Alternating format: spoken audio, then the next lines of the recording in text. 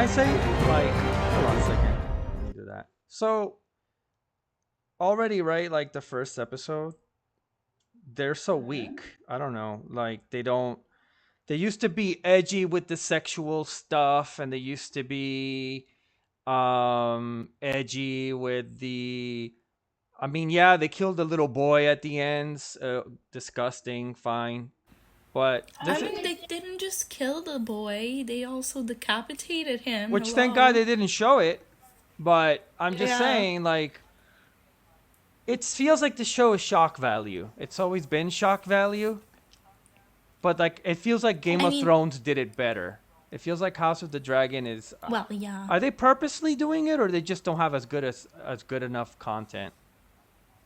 Okay, first of all, the content is different because Game of Thrones is a series of books and it's narrated, okay? But the Dance of Dragons, which is the battle that we're watching right now, is a book in its own, but it's narrated as if it was like a sage writing down notes and like what happened historically during that time.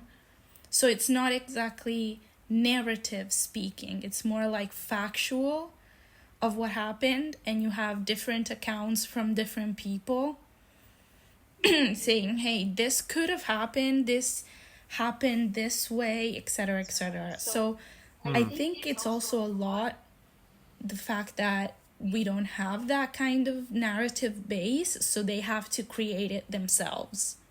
Like, they have what happened throughout this war, but they have to connect it to make a show engaging, like a narrative book would be, you know? So you're saying because the book was written in a different way, Yeah, it's I different? think because Game of Thrones, when it was good, it was very good because it had a very strong baseline of the books. The books were narrated in extreme detail.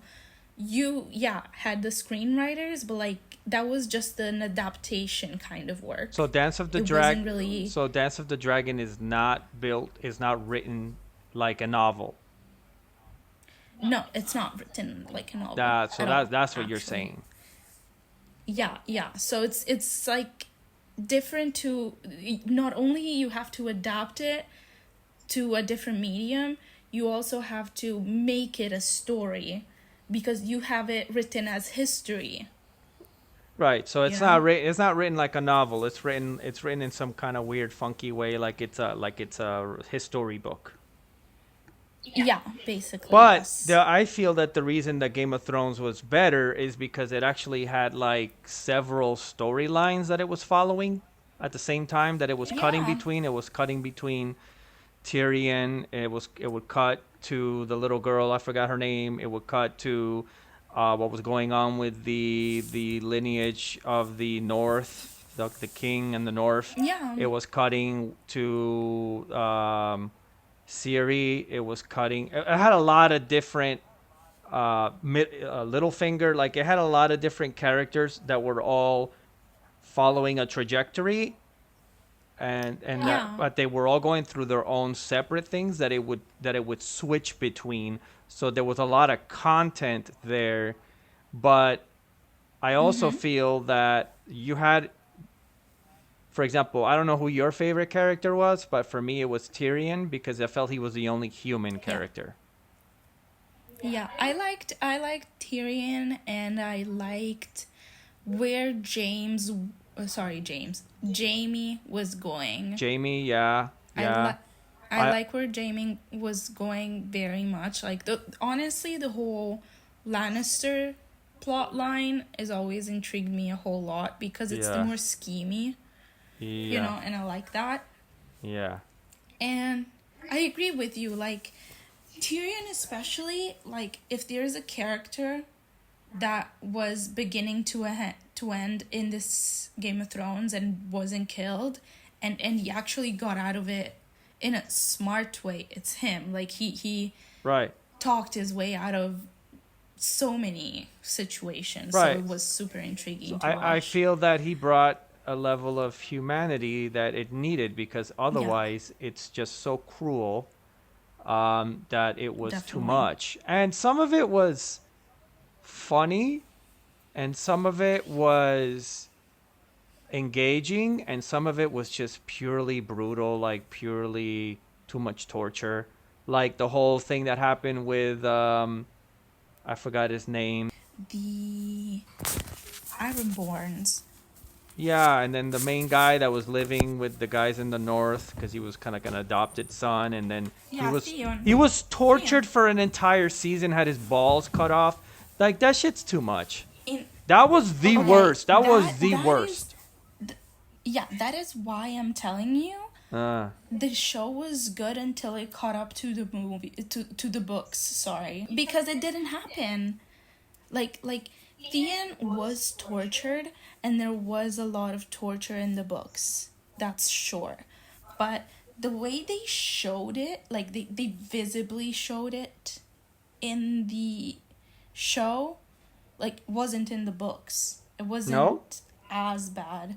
he No. wasn't. He didn't have his balls cut off and tortured like that for an entire He fucking he season. was he was, but like I genuinely remember from the show how he was literally taunting him with a sausage, and then they Yeah, it told was. him that it was literally It's wrong, man. It was his too penis, you much. know. It's Yeah, the way they adopted it was like crazy. But I did like when they killed the bastard or whatever the hell his name was, and then Yeah. I did, and then the other thing was that the whole climax was the the night watchers or whatever they're called, and Yeah, that the was Night done Watch. horrific. It was so. I mean, it started out good. Yeah. It started out interesting that they couldn't get killed and like they were transforming everybody No, into like zombies. Game That of was really Thrones fantastic. lost this plot that yeah. But then it just got dumb.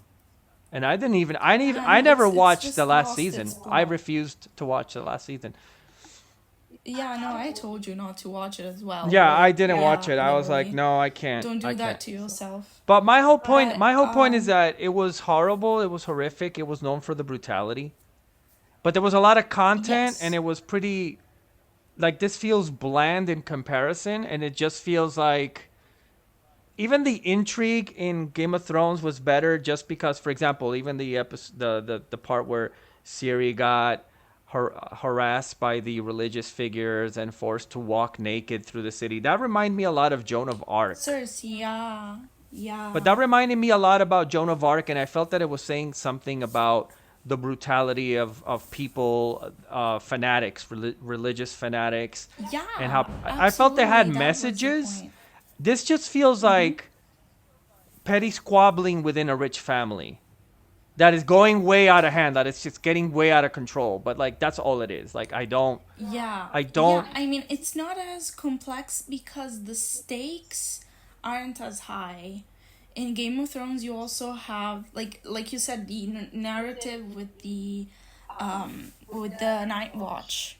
Okay, they are actively trying to protect people from what's beyond the border, and the danger is actively coming. It's higher stakes, like I said. But here it's literally just more about, honestly, Rhaenyra and Alicent and whoever's around them.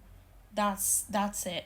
But I think it's because the fascinating part of House of the Dragon and the Dance of Dragons itself is how this empty of a reason ended up decimating all the dragons in Right, this world. right. Like there, you see how common they are right now, and in little years, not even like 10 or 15, like in the span of so little time, for a squabble, a whole generation and a whole species got extinct, basically. Yeah, I'm aware of that. And I think that's supposed to, no, okay, I know that's supposed to be the fascinating part, but because we didn't get to it yet, we're just seeing the squabbling, and they're trying to make it like Game of Thrones and make it like you were saying.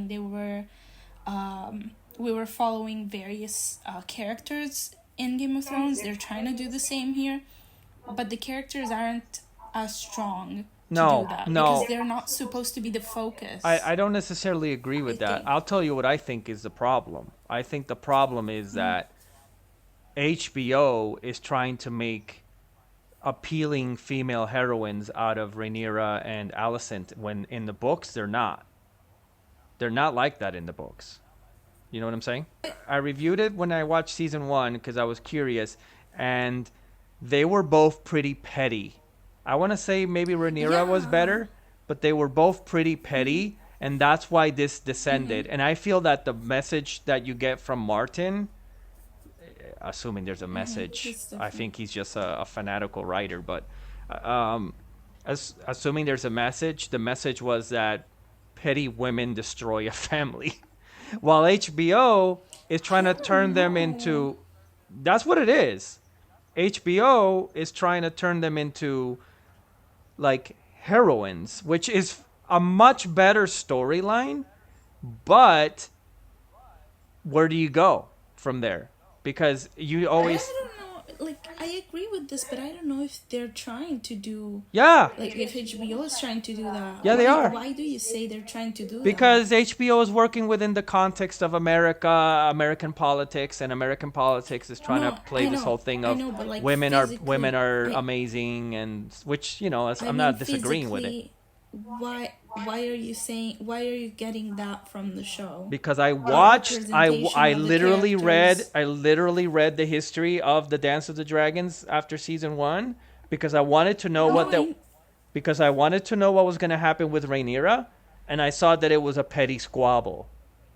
And yeah, and I that's not how they're understood that. depicted I in understood HBO. that. And I don't know how you don't see that. If you watch these characters in HBO, Alicent is very cognizant of her place as a queen, as a woman in charge of the lineage, you know. And so is Rhaenyra. And the only reason they're pitted against each other is because the people around them want to fight. Like Alicent's father and Alicent's son. Yeah, Aemond and her father are the ones, and also the dumbass virgin knight. I forgot his name too. They're the ones that want to Christian fight. Cole. They're the ones. Yeah. They're the ones that want to fight. And on the other side, it's Daemon, that's so they're showing that the men are the impetuous ones, which is fine, and that these two women, if they could only talk to each other, might be able to make peace. But they're being kept apart from each other by the people around them. That's how HBO is playing it off, and that's not how the books are at all. So that's why it doesn't land, because it was never written like two strong female characters. It was written as two petty families that, because of their pettiness and their egos, like you said, destroy the only thing that they had that made them special, which was their ability to ride dragons and take care of dragons.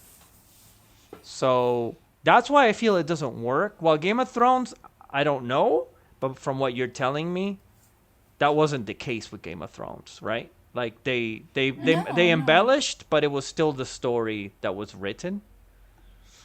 Yeah, and well, after season 4, they had to kind of make it up because the And that's books why, aren't yeah, and done. then that's why you But see it yeah, get worse and and that's why they worse. don't. Yeah, but yeah. but that's my point here, is like here they're trying to do that with these two girls. And so you tell me, I'm asking because I thought they were making them pretty flawed in the show. I don't I see that. I I don't see that. because I I see episode 1 already. We see Rhaenyra is hurt, deeply hurt. She lost her son. But yeah. yeah, she wants Aemond, right? She wants Aemond. Yeah, she wants to punish him, sure. but she's not going gung ho. She doesn't seem like she's lost it. She's going in a not a great direction because she's hurt, but she's still trying to Yeah. Yeah. think reasonably. Alicent is trying to avoid a war, while everybody else around her is saying you can't avoid a war, or we have to go to war. So that's where they're at. Okay. Now, what I don't understand Okay. is looking at that. Okay, why are we fighting? And if you had to put it in your own words, why are they even fighting? Because that's what I don't get. They're literally fighting for miscommunication because they Right. both want to be the most powerful family in the realm. And when, even though Viserys, when he died, was adamant that Rhaenyra was gonna be queen, period, it Right. is more convenient for the people around her and Alicent that her kid is actually the heir. But also, Viserys, if you remember, told Alicent Aegon before he died. He was like, Aegon, he's gonna be Yeah, the but there. prince that was promised. Right, but there's two Aegons, right? Right. So, in my opinion, he wasn't referencing Aegon, his son, but he Right. was referencing Aegon, His the grandson. Conqueror. No, not even the Oh, grandson. the original no, Aegon. Aegon the. Yeah. In what Yeah, context? because. In the context of the prophecy? Yeah. Because he was saying Uh, he was the prince that was promised. He was, like he was blabbering a little bit, okay?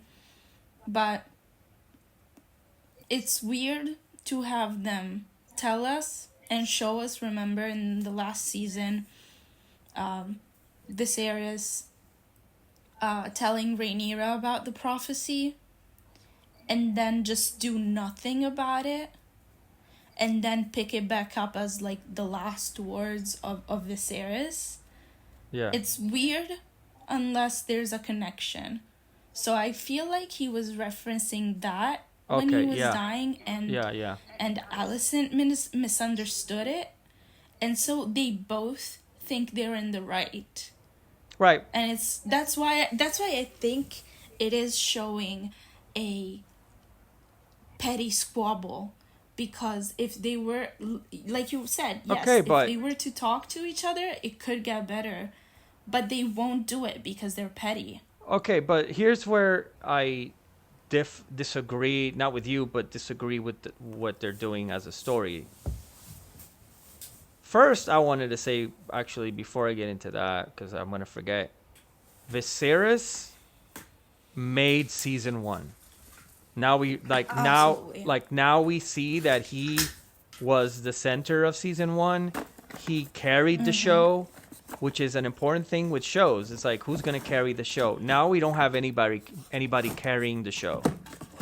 We have Yeah, all I the know. supporting cast, and the problem is that nobody told the actress that's playing Rhaenyra, you're gonna have to pick up the slack. Nobody told the actress that's playing Alicent, you need to pick up the slack. The guy that plays Daemon understands his role very well. He's a supporting character. There's no lead in this, and that's a problem. In Game of Thrones, it worked because everybody was a lead of their own storyline. Like Tyrion was the lead of Yeah. his. I forgot the little girl. What's her freaking name? She was the lead of. Arya? Arya was the lead of. Arya Stark was the lead of hers. Jamie was the lead of his. You know what I mean? Ciri was the. Yeah, Everybody knew when it was their time. Cersei. Cersei. Everybody knew when it was their time to be the lead, and they picked up the slack. This show has no leads. It's really weak because of that. That's the first thing I wanted to say. Yeah. The other thing I wanted to I say agree. was that I still don't understand why anybody is confused about this when he always backed Rhaenyra. Always, no matter what. So you can't tell me. That's also inconsistent with the character of Alicent, in my opinion. All of a sudden, he's whispering some stuff. when he's in his deathbed and Allison thinks he's changing his mind? No, he always backed Rhaenyra. He always backed Rhaenyra. So we Yeah, know but that. she was petty about it. She was bitter and petty about it. She was like Right. hating Right. that he But you would don't back see that in the Rhaenyra. but you don't see that in the character how it's played. That's my problem. She's Ah, playing a character that doesn't go with the story.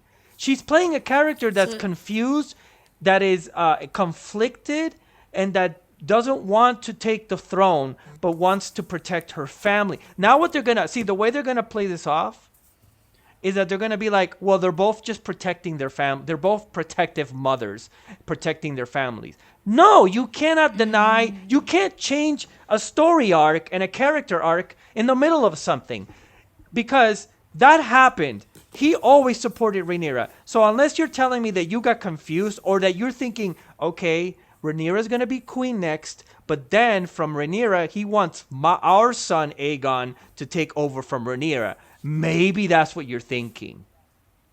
Maybe, maybe not.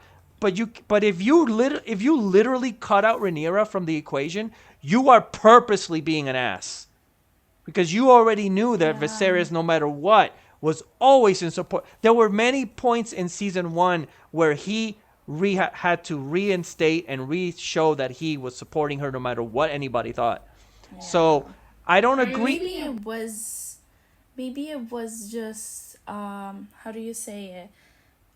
Convenient for Allison to misunderstand it. Maybe she actually got like she can't know about the prophecy because he definitely didn't tell her. Right.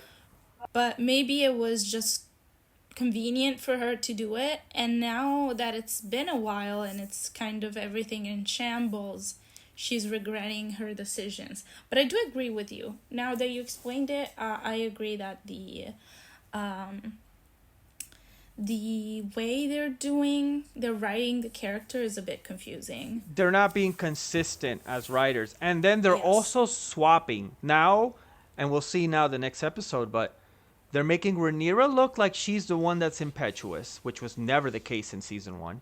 And now they're making Alicent look Yeah. like she's the one that's being more careful and meditative and trying to navigate a bunch of male scoundrels that are trying to push into war, when that's inconsistent with the ending of season 1, where she clearly pushed Rhaenyra out of the right thing to have done would have been to have a conversation with them when he died and said, "Look, I had this. He said this, but no, everybody was like, no, let's control the situation and lock him out." And I will say that I feel that, like you said, like if it's a matter of misunderstanding because of Viserys, this is why you write wills.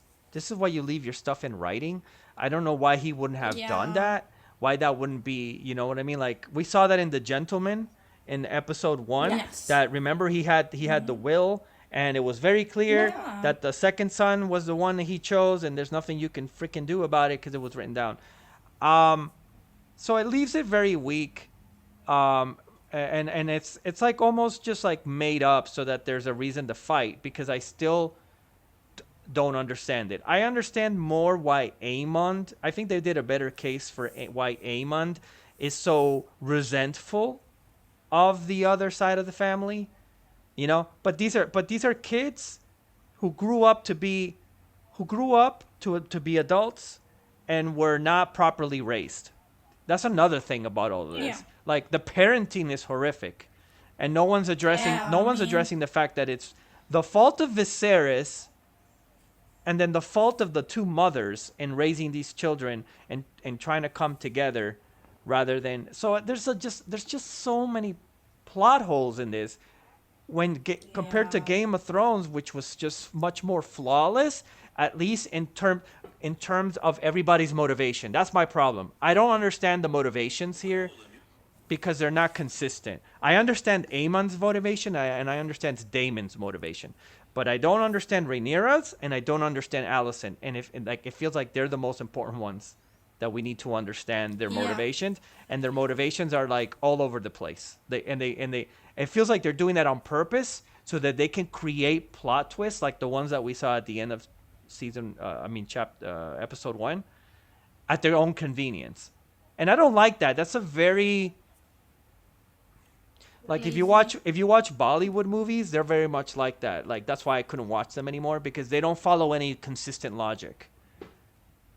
Yeah. So, Hey, anyway, maybe I hope this episode fixes a few things. but honestly, I don't think so. What I think is going to happen is that they're just going to abuse the narrative so that they can come up with these shockers. They just want shock value, but we'll see. My whole thing is that I just don't understand why they're fighting. It didn't really matter um, that Viserys didn't make it clear whatever at the very end, right? Because Rhaenyra was already in season 1 was already shut out of the kingship, and Alicent put Aegon already on there. And what they were doing was trying to find people to support each side. It wasn't until Aemon kills the boy, her son, that things got serious. You know what I mean? So Yeah. now I got serious. Also, I find it, and this is my last point. I find it very disappointing that Rhaenyra was never written down in the annals. She never got her shot to be the queen. I know that she gets to be queen like very for a very Yeah. short amount of time, and she dies in a very tragic way. And it's for me, it's such a disappointment because Viserys tried so hard to build this girl up, and she's just gonna get destroyed. I would have liked a different ending for her. She never gets recognized as a queen because of what goes down here. Number one, and number two, she has a horrific ending. You know, while Damon gets to run off into the wind with some girl that he hooks up with. So it's just like what?